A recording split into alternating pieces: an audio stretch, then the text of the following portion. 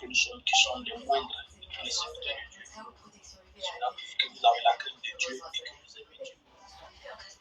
Alors pour cela, que Dieu se souvienne fortement de vous tous et que la faveur de Dieu soit votre partage au nom de Jésus. Alors en deuxième position, j'aimerais bénir Dieu pour tout. Qui me fait encore l'honneur d'être dans cette réunion, qui me donne l'auditoire de ses fils et filles spirituels. Quand une personne te fait confiance de donner son auditoire, ou pour ne pas dire qu'une personne te donne son auditoire, c'est que cette personne fait confiance en la grâce qui est en toi. Et pour moi, c'est une très grande bénédiction, c'est un très grand honneur de pouvoir recevoir cette grâce-là de la part de cette grande femme qui aime Dieu.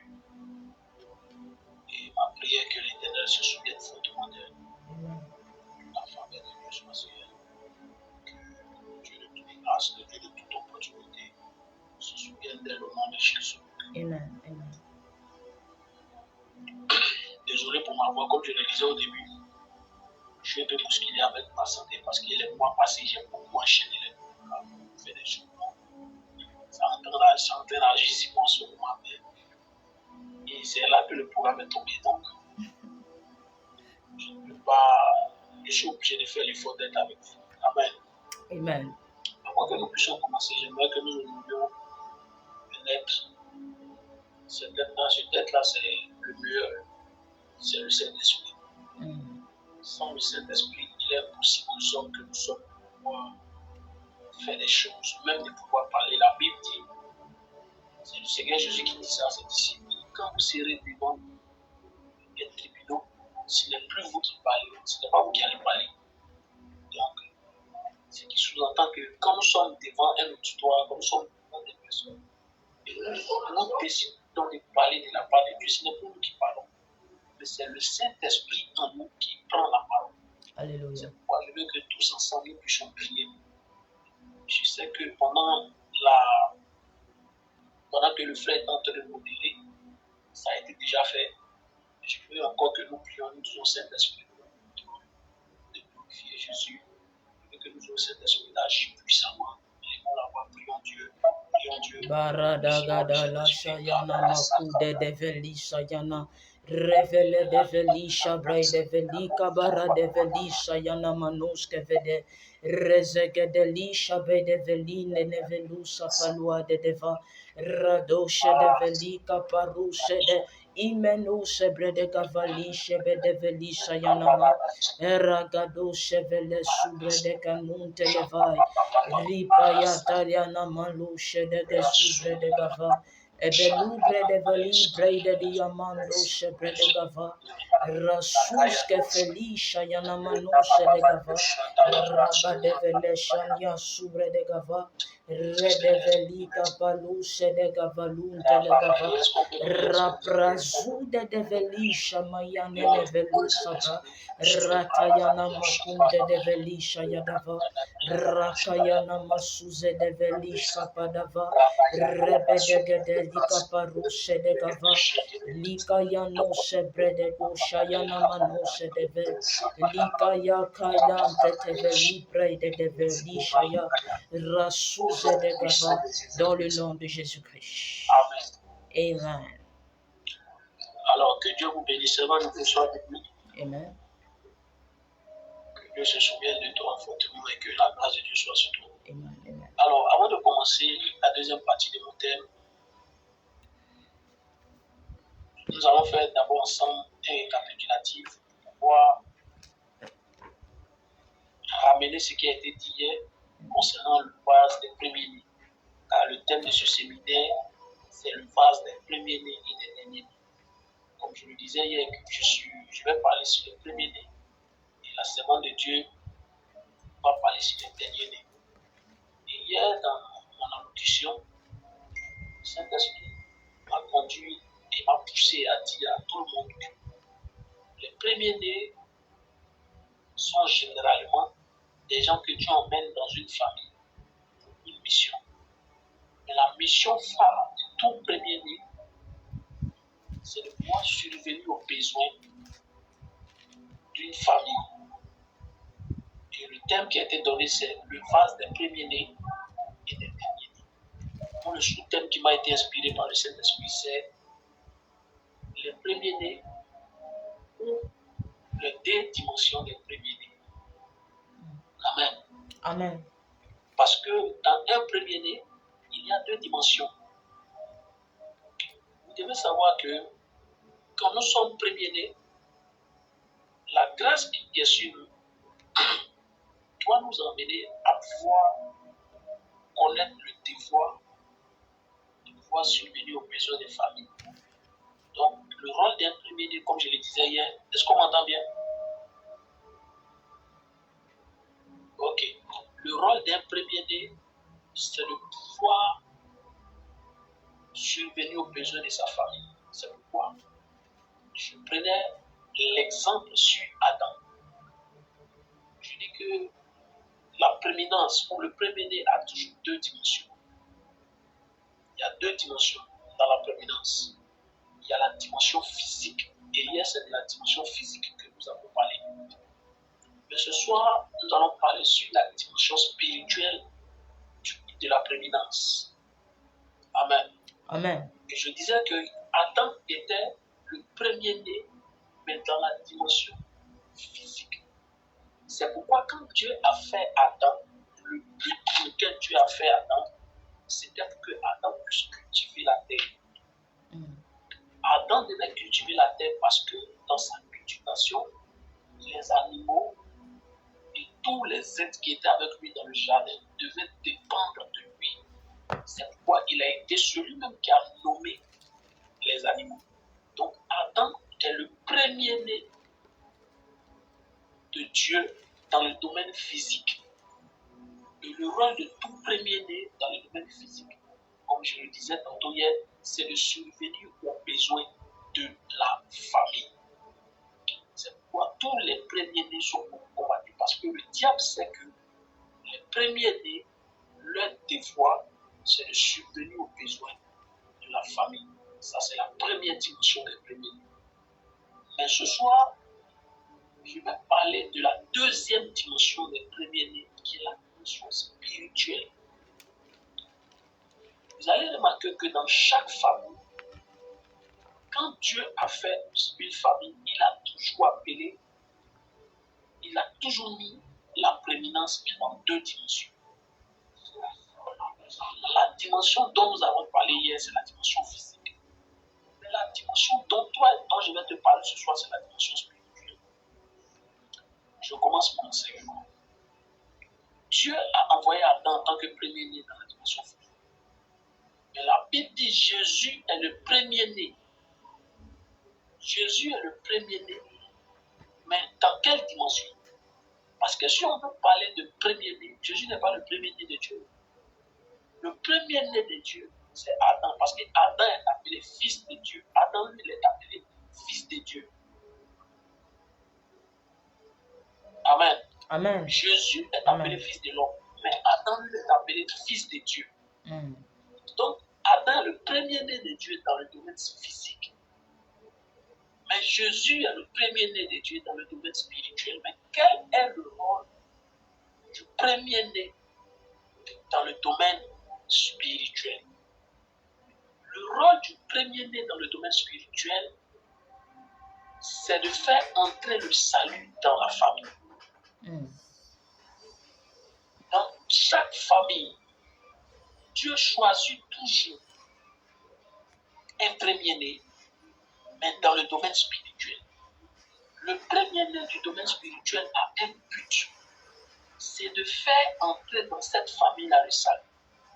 C'est pourquoi quand vous lisez Josué, chapitre 24, verset 18, la Bible dit, il a chassé devant nous tous les peuples et les Amoréens qui habitaient dans ce pays.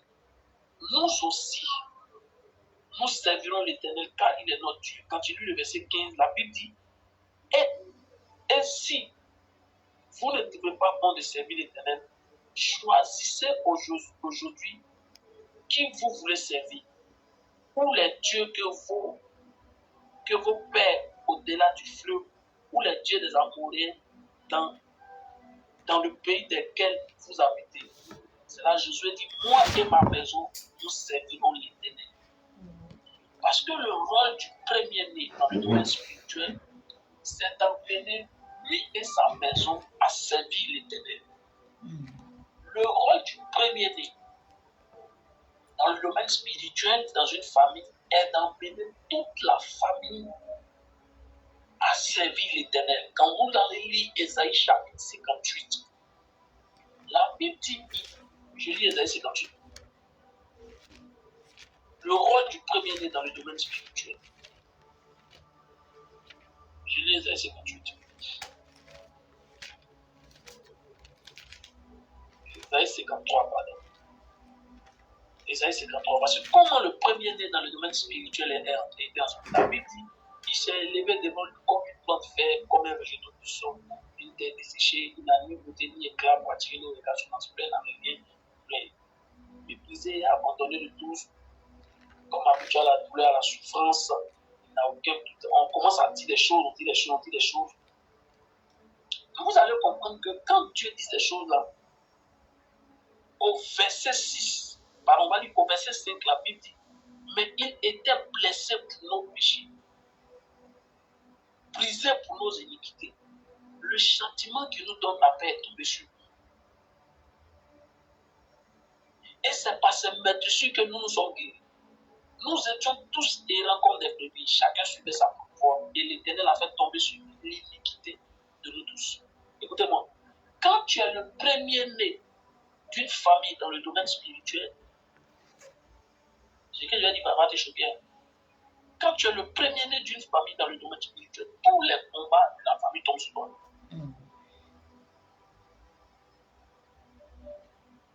Est-ce que quelqu'un comprend ce qu'il dit? Alléluia.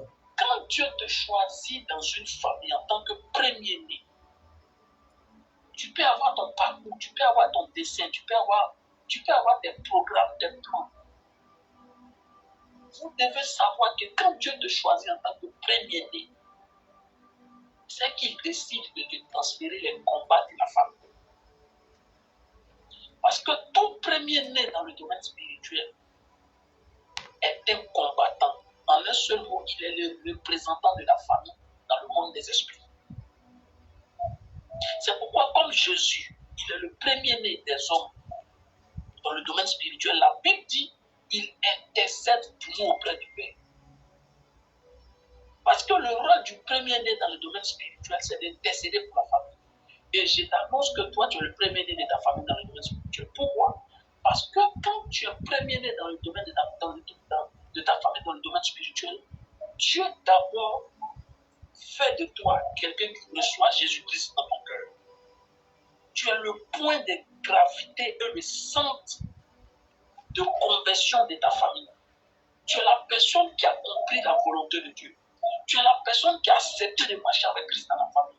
Tu es la personne qui a accepté de payer le prix. Abra Sakaya.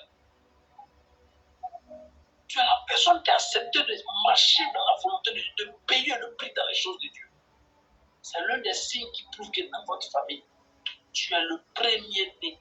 Tu es la personne que Dieu a choisie pour faire entrer le salut dans la famille. Ça, c'est l'un des signes de la prééminence dans le domaine spirituel. Comme je vous disais, la prééminence a deux niveaux. Il y a le niveau physique et il y a le niveau spirituel. Adam était le premier-né dans le domaine physique. Jésus est le premier-né dans le domaine spirituel. Parce que le rôle du premier-né dans le domaine spirituel, c'est d'apporter le salut dans la famille. C'est d'apporter le salut dans la maison. Quand tu es le premier-né dans le domaine spirituel, c'est par ton canal que Dieu passera pour arrêter les combats de votre famille. Regardez, Gédéon, hier j'ai parlé de Gédéon. Gédéon, son histoire, la Bible dit qu'il était en train de se préparer pour battre le feu. C'est parce que la Bible disait. Amen. Amen. C'est ce que la Bible disait. La Bible dit, pendant qu'ils étaient en guerre, Gédéon il faisait tout pour battre le froment. L'ange est venu lui dire que c'est pas là que tu vas être. Pourquoi? Parce que Gédéon pensait qu'il était le premier-né de sa famille dans le domaine physique. Comme je vous disais, il y a le premier-né dans le domaine physique, c'est celui qui apporte physiquement, financièrement, matériellement. Mais le premier-né domaine spirituel, c'est celui qui mène les combats cachés. C'est celui qui mène les combats invisibles. C'est celui qui paye le prix dans le secret pour la famille. Pendant que tout le monde est je ne sais quel mot employer. Pendant que tout le monde ne voit pas, tu es le seul qui voit les choses. Est-ce que vous comprenez? Alléluia. Est-ce que vous comprenez? Amen. Donc, dans le règne de l'esprit, il y a deux types de prééminence. Il y a la prééminence physique et il y a la prééminence spirituelle. C'est pourquoi vous allez remarquer, quand Dieu a fait la promesse à Abraham, Dieu dit à Abraham, tu seras père d'une multitude de nations. Tu auras un fils. Est-ce que vous comprenez? Dieu lui dit, tu auras un fils. Mais vous allez remarquer que dans la démarche qui a été faite, Sarah, qui est la femme d'Abraham, a poussé Abraham à aller vers Agar. Et cela a fait qu'elle a engendré Ismaël. Ismaël est le premier-né dans le domaine physique. C'est pourquoi vous remarquez aujourd'hui, ceux qui dominent le monde, ceux qui dominent les richesses, ceux qui dominent les monnaies, ce sont les Ismaélites.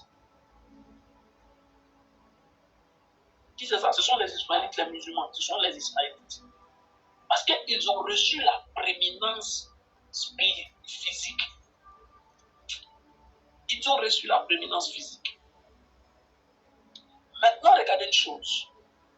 Le jour que Dieu, dans Genèse chapitre 22, la Bible dit le jour que Dieu décide de donner l'enfant à Abraham qu'on appelle Isaac, Sarah enfante Isaac, qui est le premier-né dans le domaine spirituel. Quand Isaac vient au monde, il y eut un moment où Dieu voulait éprouver Abraham. Dieu dit à Abraham, prends ton unique. Il y a un problème, maman Noël. Dieu ne peut pas dire que prends ton unique.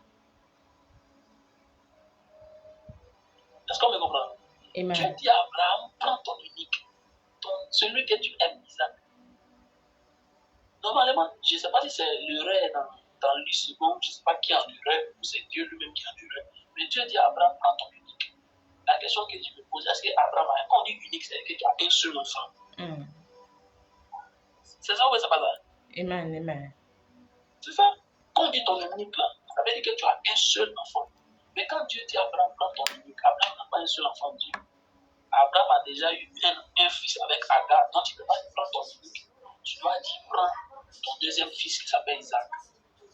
Ou bien prends Isaac, ça nous suffit. Et tu dis prends ton unique. Parce qu'en esprit et en vérité, quand Dieu dit à Abraham, prends ton unique, Dieu n'est pas en train de nous dire que Abraham, qui ne considère pas Ismaël, non. Quand Dieu dit prends ton unique, ça dépend d'un petit détail. Vous allez remarquer que quand Abraham devait avoir à Ismaël, il ne s'appelait pas Abraham, il s'appelait Abraham. Qui comprend ce qu'il dit? Quand Abraham devait avoir Ismaël, son nom n'avait pas encore changé. Il s'appelait Abraham. Donc, quand Dieu dit à Abraham, prends ton unique, Dieu ne parle pas à l'ancienne personne. Dieu ne parle pas à Abraham, il parle à Abraham. Donc, Abraham est le père d'Isaac et Abraham est le père Abraham est le père d'Ismaël et Abraham est le père d'Isaac. Et c'est pas qu'il y a beaucoup de Alléluia. Donc, quand Dieu lui dit, prends ton unique, en fait, Dieu ne parle pas d'Abraham. Dieu ne parle pas d'Abraham. Parce que dans Abraham, il y avait deux dimensions. Il y avait la dimension Abraham et il y avait la dimension Abraham. Pour dire une chose à quelqu'un ce soir, un homme transporte deux destinées. Un homme, il transporte deux destinées. La première destinée qu'il transporte, c'est ce qu'on appelle la prééminence dans le domaine physique. La deuxième destinée qu'il transporte, c'est ce qu'on appelle la prééminence dans le domaine spirituel. C'est l'une des choses qui a fait que Jésus avait les deux prééminences en lui. C'est pourquoi il n'était pas venu seulement pour mourir à la croix, mais quand les gens avaient faim, Jésus pouvait leur multiplier le pain pour les donner. Parce que dans la prééminence, il y a deux dimensions. My God. Dans la prééminence, il y a deux dimensions. Il y a la dimension où tu produis le pain et il y a la dimension où tu règles les problèmes spirituels. Et Dieu dit à Abraham, prends ton unique.